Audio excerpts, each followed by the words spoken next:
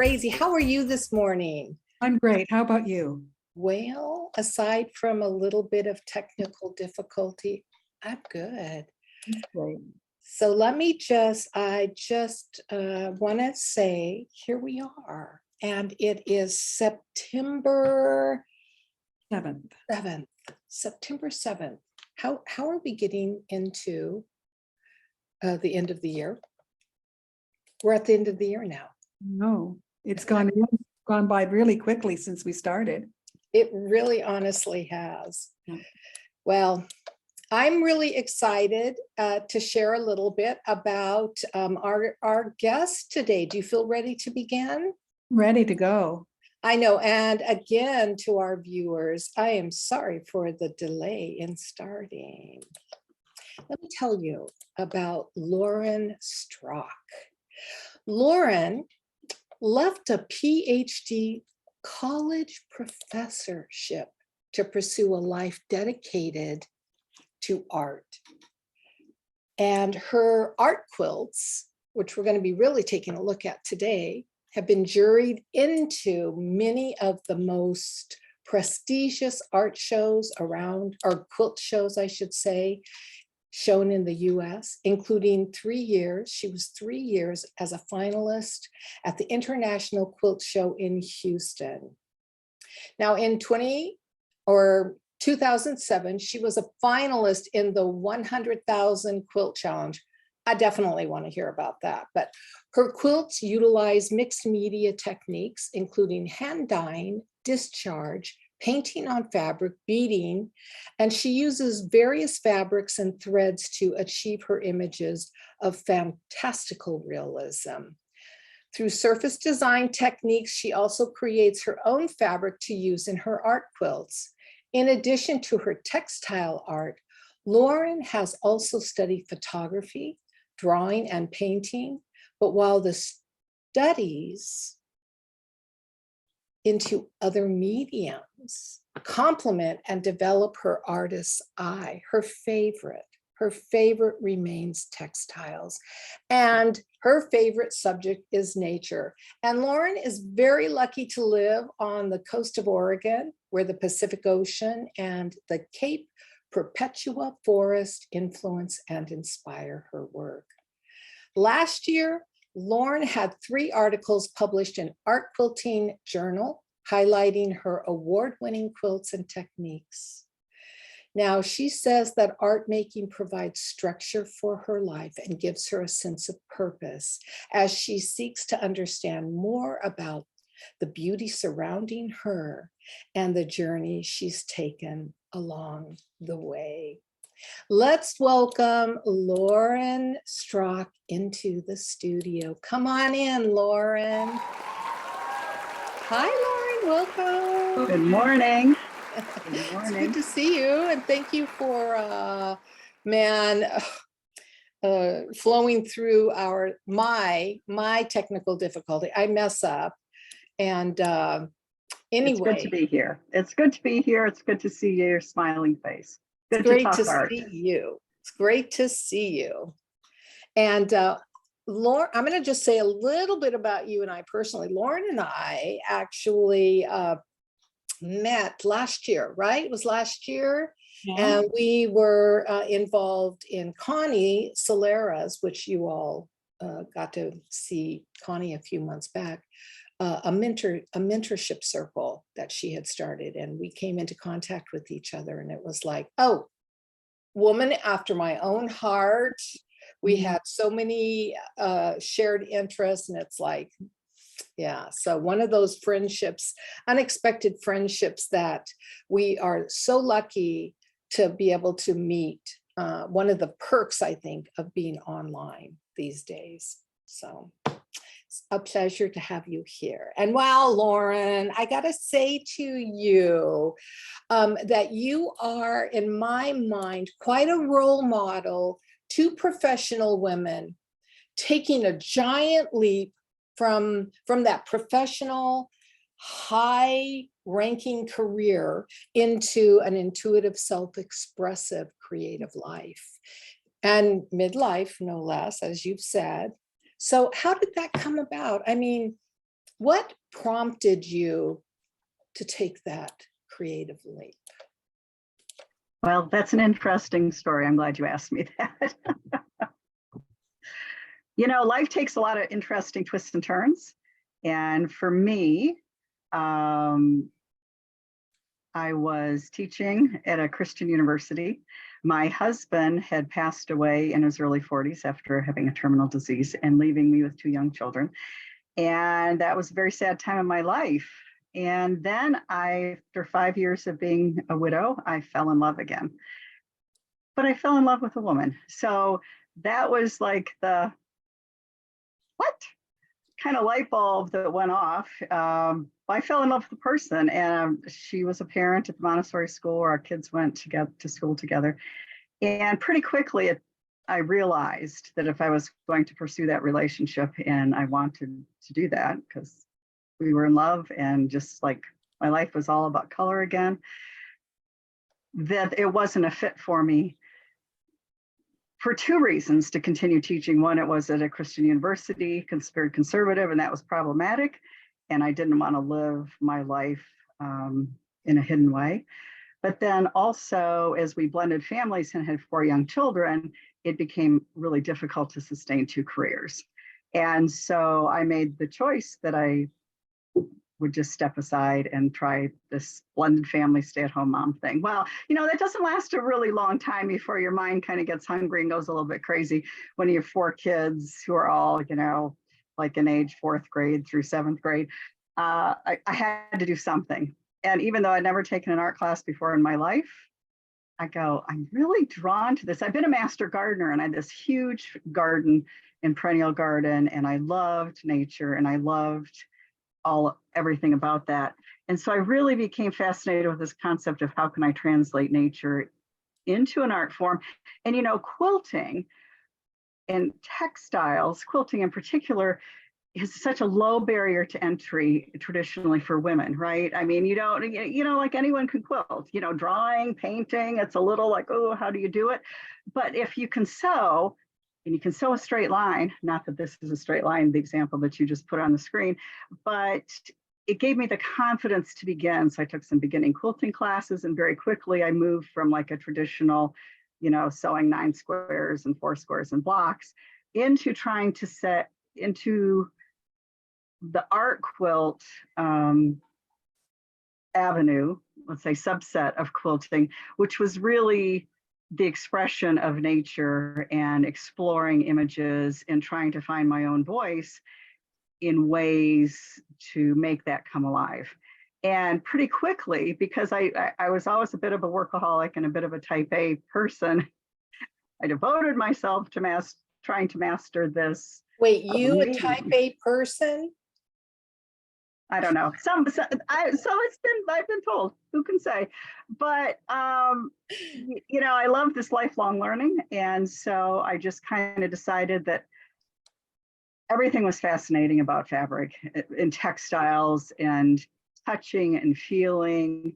And it was something I could do at home and still be home with the kids and still accommodate their schedules. But yet it engaged me intellectually and emotionally. The inspiration was right outside my door with my garden, and it just gelled. And so so I had this new love relationship. By this time, we blended families, we're all living together. And I had this new inspiration of purpose in my life because, you know, that's really what you wake up in the morning for, right? You got to have a purpose. You have to have something to get out of bed, a drive, a focus, and something to channel that energy. And so I loved it. It just like clicked from the beginning. And then, as you mentioned in your intro, you know, I did go back over the years and take supplemental classes in design and in other mediums to bolster my knowledge. Yeah. But I mean, like once I touched fabric, man, you know, fabric and I have had a really deep relationship. Well, I have more of Lauren's close-up quilt pieces to show.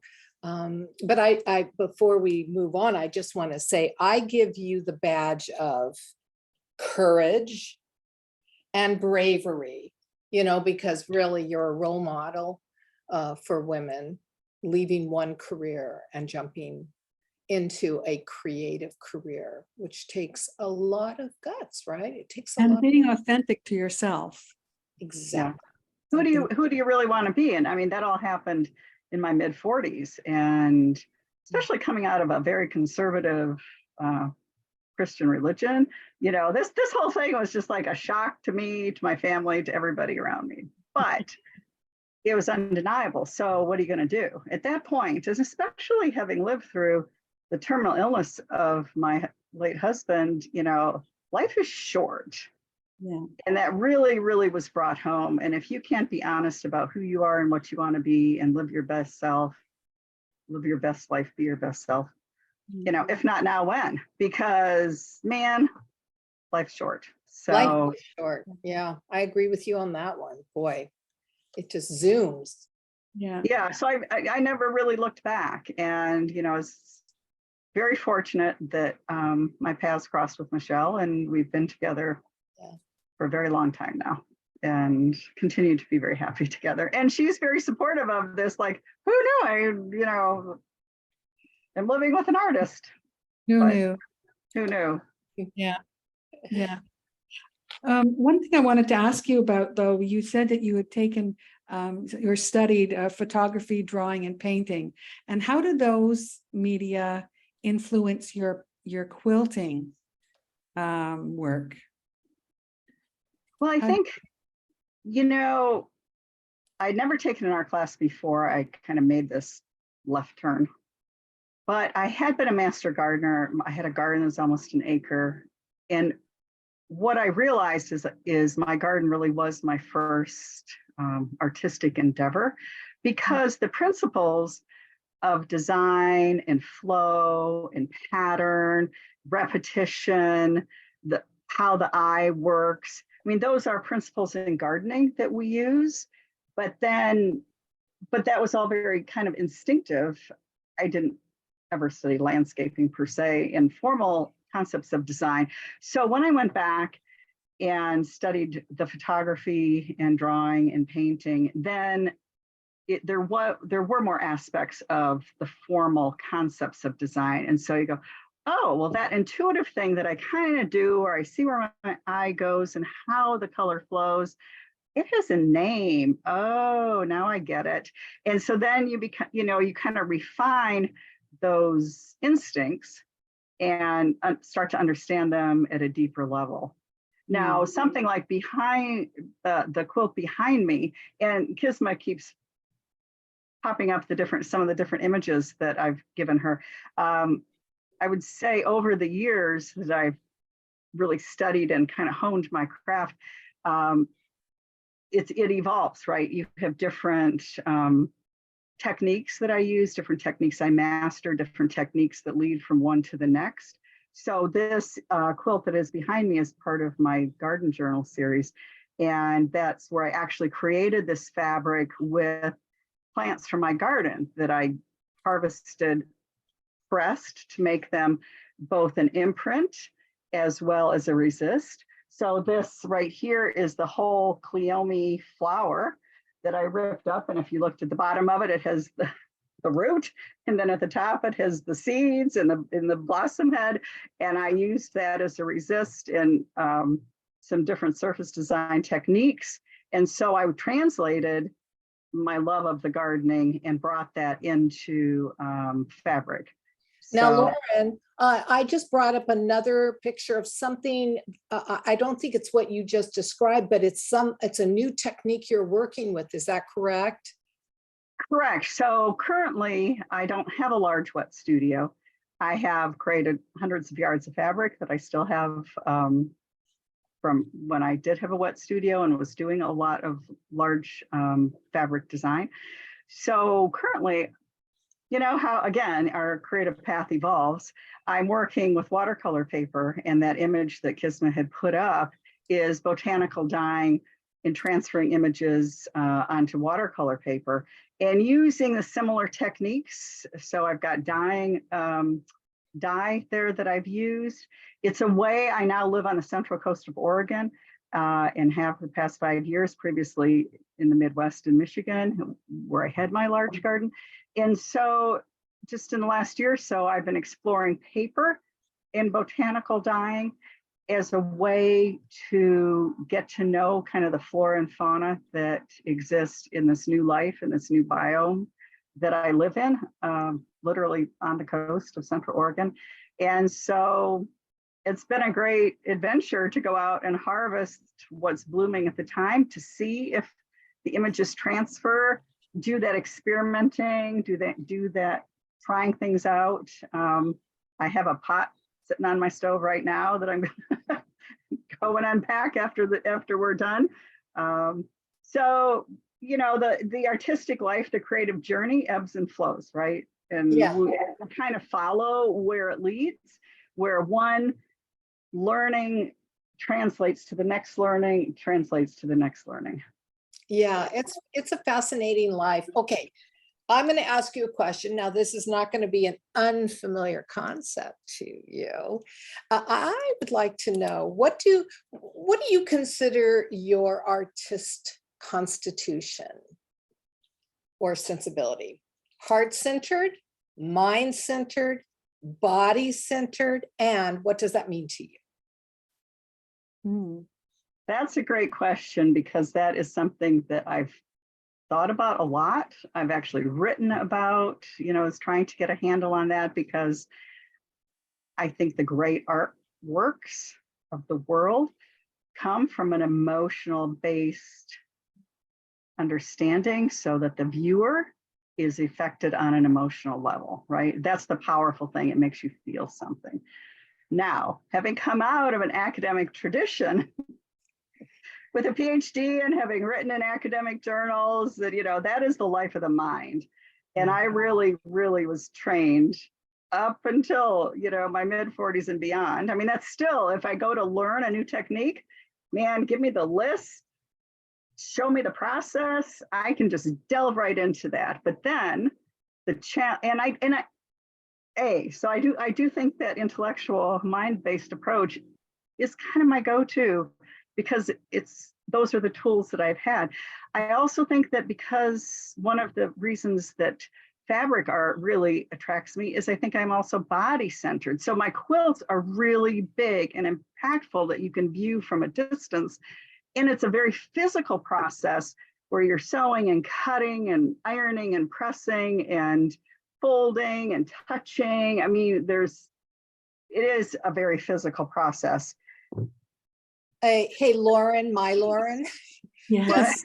Does this look like a mind-centered piece of art that I just put on the screen?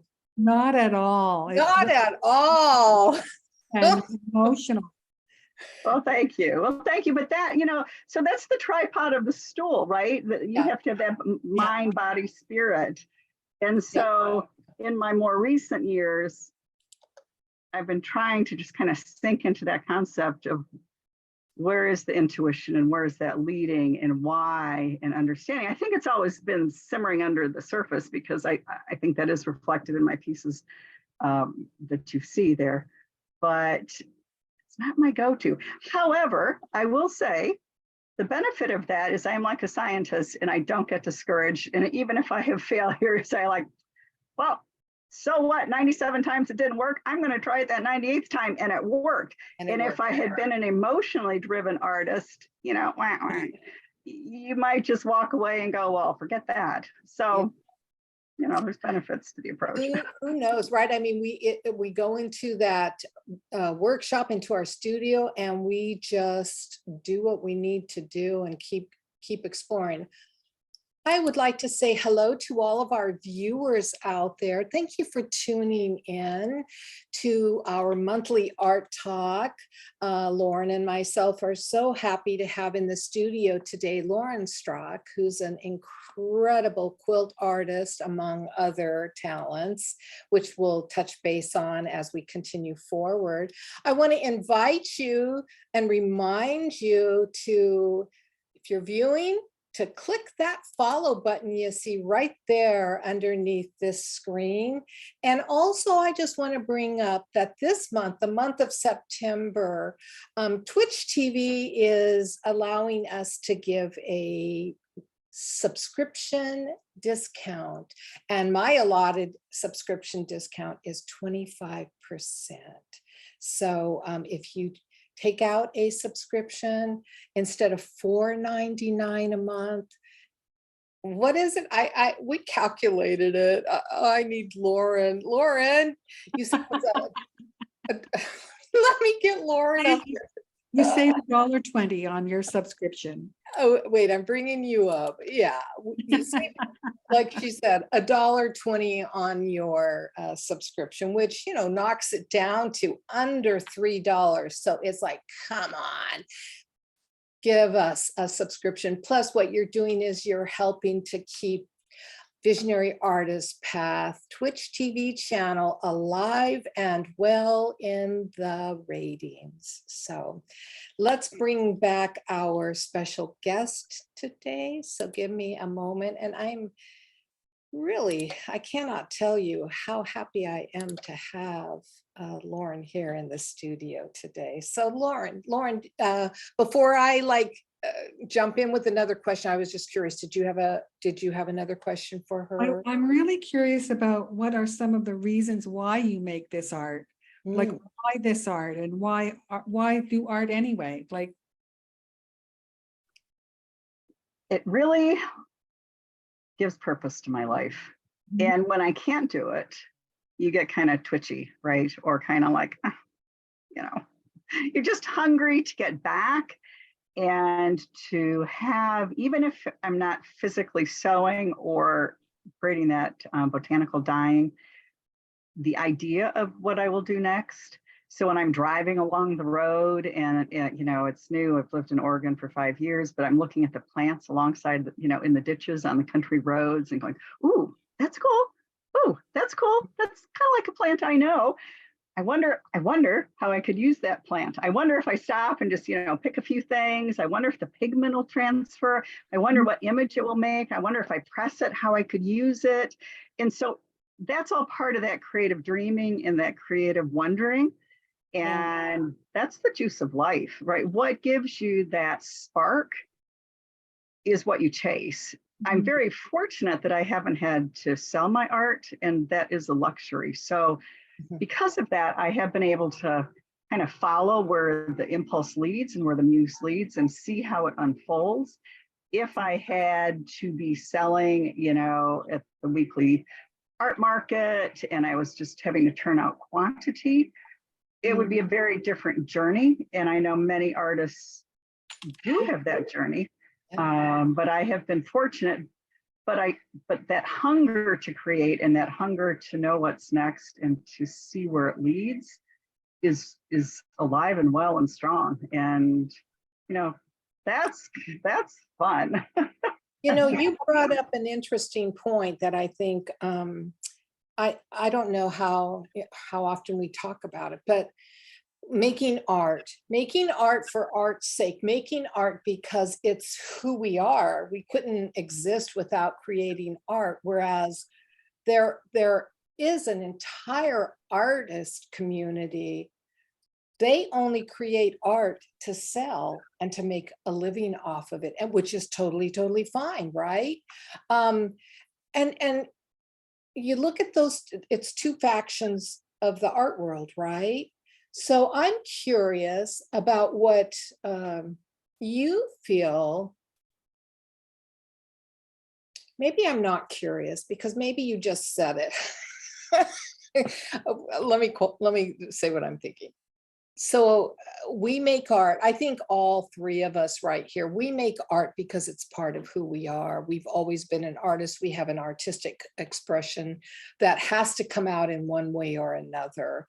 And so, you know, I think over the years, we have found different outlets for our creativity, you know, and whether it's, well, no matter what it is, no matter what form it is, you know, I'm AD I'm ADHD in my creative expression. I always have art there, but I might go off and explore and experience that modality for a while and get really obsessed with it and dive headfirst into it, et cetera, et cetera, et cetera. And so over the years, you know, my husband always laughs about how, oh, here she goes. Here she goes into another obsession. Okay, what are we going to do with all this stuff? It's like, put it in storage. I'll get it out when I feel motivated again. But what would it be like if you were creating art only to sell? Would you still have that inspiration? Would you still have, would the flow still be there? Well, that's an interesting question. One of the reasons that I haven't even tried to sell, and I've had offers and people have been interested in buying my quilts, but I tend to work, it takes months for a really large piece. Each piece tends to be an extension of a past piece, so it's larger, it's harder, it's more intricate, it's more evolved. So I only stay with a particular style to do maybe 3 or 4 pieces. And if you go to my website, I have images of the various styles I'm talking about. But so it's always an evolutionary path. And as I had a solo show in Michigan, and you know, people are interested in buying this, and my kids were like, "Oh, but that's my favorite. You can't sell that one." Well, Yeah. you can't sell that one, and I'm like, "Okay." So I have them. You know, they're in storage in my house now. I pulled them out for things like when I was writing those articles for our quilting journal, Studio Magazine. So they still have a life and they still have value. Many of them have done the competition circuit, and that has been my motivation, has been competition. But that has a certain purpose, the competition and the learning that suits what I'm interested in. I believe if I had to turn out production, it would be very different, and it would be you know, smaller pieces that would be marketable. It would be more process driven, to be focused on productivity. And while I think I could do it, it would, you know, the joy is different when I've talked to artists for whom that is part of their life and that they need to do that and they support themselves with that. It takes a little bit of that joy because it's no longer intrinsically driven. It is now extrinsically driven by what the market will bear. And, you know, what is the popular thing? What's the thing that sells the most? Yeah, So, it's, you know, I will say when I'm doing my paper botanical dyeing, which I've been focused on this past year, if I do a process, it takes 24 hours. I turn out 15 large sheets of watercolor paper with images on them. I'm really curious about trying all the various dyes and how it works. Suddenly I have, 150 pages piled up because it's a much less labor intensive. It doesn't take me months to create one large piece. Suddenly, because I'm just like having joy with collecting plants and seeing how they work, I have 150 pages. So I'm now experimenting with how can I finish those, what could be done. And I may have a product that has my unique creative imprint on it, but could be priced for, less than $100. I can frame it up. I could take it to the gallery. I could go to an art fair. And that's a very different shift, right? Because that is not that time intensive sort of product, but yet it's still a piece of me and it's still a piece of my artistic vision. So, stay tuned. Time will tell. Stay tuned. Hey, I have now, I'm going to jump in with another question. You think of yourself primarily as an art quilter? Would you say that's at yes, I would say textile artist. Okay, right? textile artist. Okay, Right. that's all great. I'm going to switch gears just a little bit because I know for a fact that you are currently writing your memoirs and that you are looking at a not too distant publication for, is this your first book? Will this be your first book? I have 2 novels that are in process. I have my memoir that is Actually published. in process. My memoir, which I've worked on for the past 5 years, is I'm about ready to send it out to agents. I mean, I'm looking to do a traditional publishing route with that. Mhm. And that has been an interesting reflection and story. I mean, just, well, those things that you hit on, right? The widowhood at a young age, falling in love with a woman, blending families that is always fraught with challenge, and then a major career change of pursuing an artistic life. I mean, there's a lot of elements of transformation in that life's journey. And I've been trying to write about that and really be thoughtful and capture the story and the emotion behind that my life.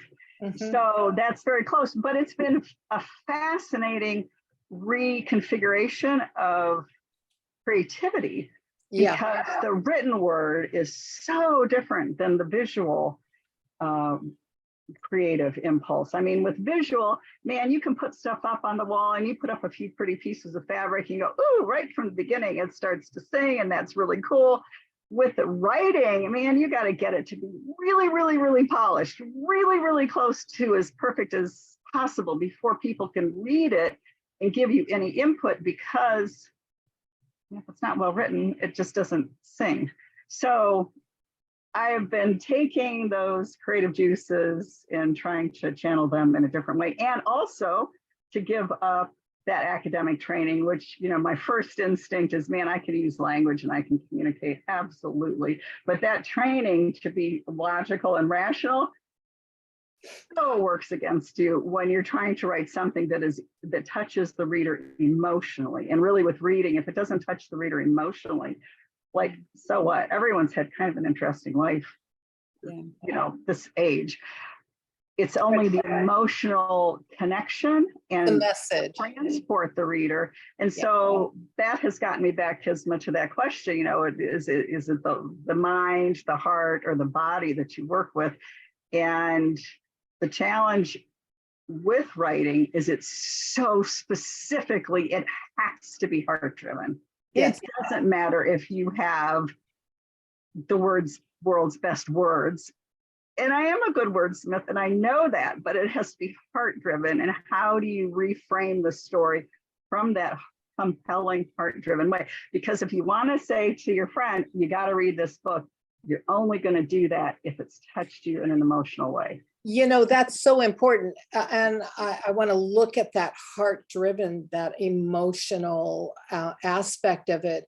I'm a writer, I'm an author. And as an author, every single book I have written, I don't think about it out there as I'm writing it. I'm just writing it and pouring out, and I go into my other world with it. And then the moment I release it, the moment it goes out into the public, all of a sudden I feel ultra, ultra vulnerable. And that to me has always been my guiding light, that, okay, you opened up. Because now you're thinking, oh, they're going to learn that about me. Even if it's a novel, they're going to learn that about me. Oh, they're going to read that and they're going to, you know, they're going to question, oh, is that her, you know?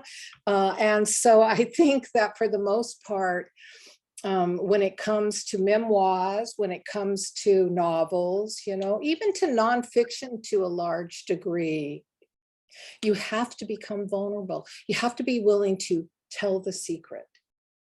Right. People want the secret. That's why people read books. They want the skeletons in the closet. They want the secrets. They want to put themselves in the place of revealing all of that, because maybe they don't have the courage yet to do that in their own life, you know. And they vicariously through the written word, you know. It's really interesting. I'm doing a time check here. I want to bring up your website. So let me share your Instagram, because that's you had mentioned several times you wanted to invite others to look at it. Let me see. Do I have it queued up? It might just take. There it is. Okay, let's get this queued up. Just a second. Right. Well, the Instagram is where I'm posting at least once a week of my in-process things. I post way more close-up details of my work, what I'm thinking about, what I'm working on. You can see it. I mean, you know, Instagram, right? That's eye candy, and that's cool. That's cool stuff. And I have followers from, you know, textile artists and embroidery and thread art. They have a lot of followers in England and Australia. They have great traditions, as well as the United States. And so I have followers from all over the Here we world go. in those traditions. So Instagram is the most current thing that I have. Yeah, Right. So I have a series of photographs that you can see there that I was taking blossoms, flowers from my garden and from the area. And then I really loved how the shapes and the colors of the blossoms, look at that, beautiful, huh? embroidery and thread work and dye work that I was doing. So here we have, you know, a geranium, and yet the color of the thread work and the That's pansies. gorgeous. That's on a close-up of work. I have the dyed silk ribbon embroidery that was done, as well as beading. That's felting. The background is felted that I've done with silk and cotton chiffon and wool and hand-dyed cheesecloth. But I just became fascinated. So I did this whole series of photographs that's kind of ongoing with looking at, I mean, that one that's green that you're pulling up, that's the, nope, not that one, but those one? are, This yes, one? yeah, those are, you know, that's a clump of cherry tomatoes. Oh, I love it. I love it. You That get that shade of green, it's just like, oh my God, I have that shade yeah, of it's green in my space right yummy. now. It's yummy. Now, here's what you were talking about where you work with a bunch of different watercolor papers all at the same time. Is this it? Right. And you're stacking it one on top of the other so you can see Oh, they're these very, images they're the mirror image, right? So if I stack 15 pages, the one on the bottom and the one on the top are going to be the same imprint.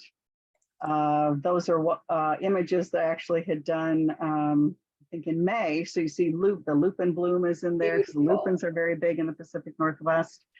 And yeah, the picture of the pot that I'm actually boiling my work in. So yeah. oh, puppy paw. Well, no, that's the cat stepping cat. through, paw, kitty stepping paw. through the watercolor paints. You know, the favorite shade of green. Is And then flinging his And paw, so the green paint goes all over the oh, you paint. did a pull-up flies. with him. Oh, very fun. I love it. And then Yeah, here's your magazine articles. Here's some of them, right? Here you are. right. Fabulous reality, beautiful work. I mean, seriously, everybody take a moment to write down. This is Instagram and it is Lauren_Strach_art. And her website is listed on here also, but you give yourself after our art talk is over, not right now, stay here with us, go give yourself a visual delightful dessert. This is the main course. Then go over to her Instagram and have some dessert. Because I'm telling you, you will get just utterly excited and inspired, and you'll be contacting her saying, I want to do that. I want to do that. I keep trying to, and you know what?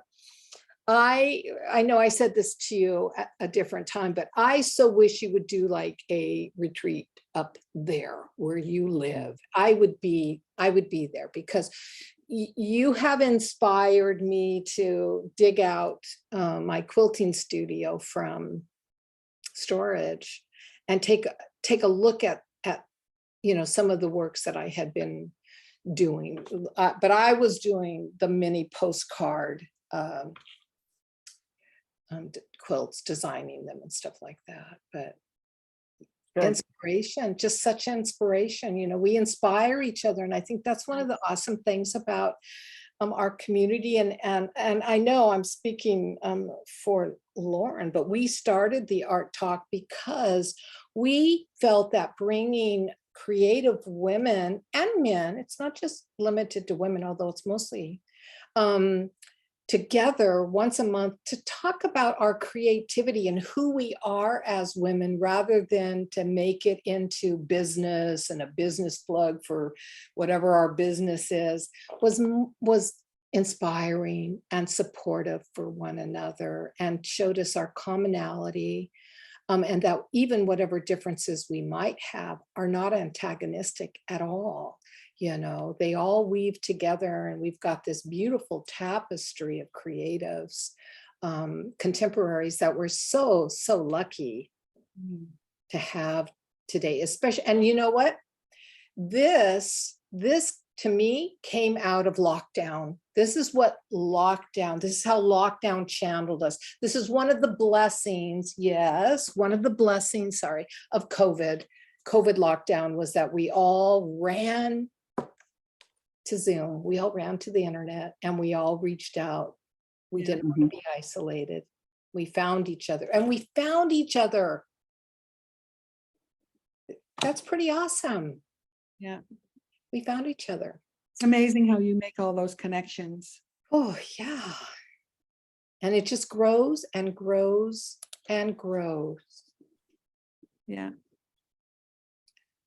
So, are you coming in with the question, Lauren? Oh, I guess, you know, what you're living right now is such a creative life, Lauren. And I'm just curious as to, what does living a creative life really mean to you? Like, it's not just about making quilts, I don't think. I think it's more about, well, you tell me. I think it's about being open to inspiration, looking for inspiration, feeding off of inspiration, viewing the world with that creative lens of how you can translate what you're seeing and experiencing into your art, regardless of the medium that you're focusing on. That ultimately the life, when you move from craft to art, is the reflection of your soul, and the reflection of your personhood made tangible.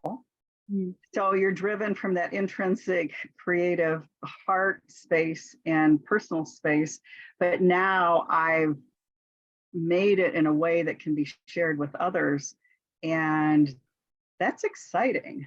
You know, you would work in isolation in our studios, and especially during COVID, we were very much in isolation.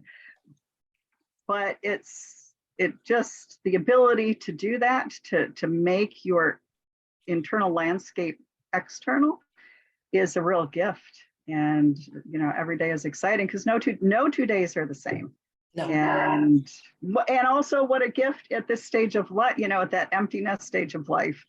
And at that stage of life where you don't have to hustle for the career, that like you can spend time answering the question, who am I? That, and how do I want to express that through my art, whether it's visual or written? And that's good stuff. Yeah.